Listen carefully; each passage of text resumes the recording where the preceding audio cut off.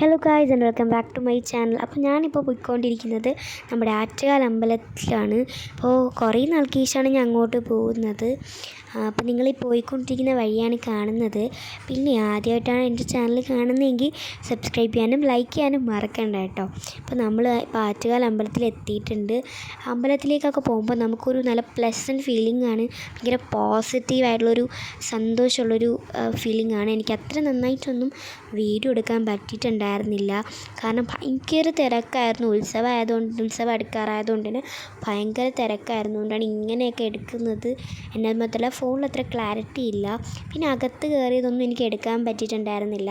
കാരണം ഇപ്പോൾ അമ്പലത്തിലൊരു പുതിയ റൂൾ വന്നിട്ടുണ്ട്, ഫോണകത്ത് കൊണ്ടുപോകാൻ പാടില്ലെന്ന്. അതുകൊണ്ട് തന്നെ അതൊന്നും എടുക്കാൻ പറ്റിയിട്ടില്ല.